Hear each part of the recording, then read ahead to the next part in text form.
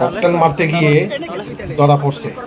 Cocktail মারতে গিয়ে ওখানে হাতে নাতে পুলিশে ধরছে, এখন নিয়ে যাচ্ছে পুলিশে, বলতেছে কি ছাড়া হবে না, ছাড়বে না। এই অবস্থার মধ্যে ওরা তো পাইলে ধরবেই, ওরা তো গেছে ধরার জন্য। দেখেন ভিডিওটা দেখেন।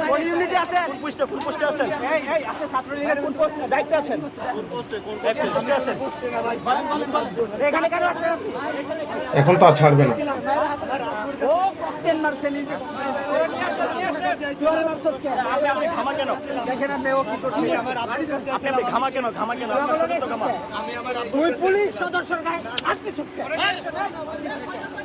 আপনার শরীর তো ঘামা। গোপালগঞ্জের মধ্যে এমন এখন অবস্থা খুব সিরিয়াস। ওখানে 144 ধারা জারি করার পরে মানুষ তারপরেও দেখেন কি অবস্থা। ওখানে তো রণক্ষেত্র চলতেছে।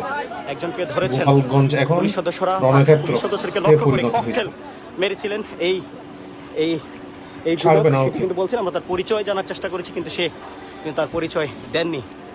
আমরা এই মুহূর্তে দেখতে পাচ্ছি পুলিশকে লক্ষ্য করে ককটেল মারা, ককটেল নিক্ষেপ করা এক যুবককে এই মুহূর্তে আটক করা হয়েছে।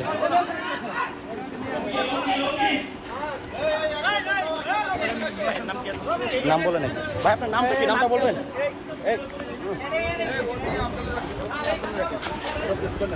ওকে ধরছে তো ছাড়বে না।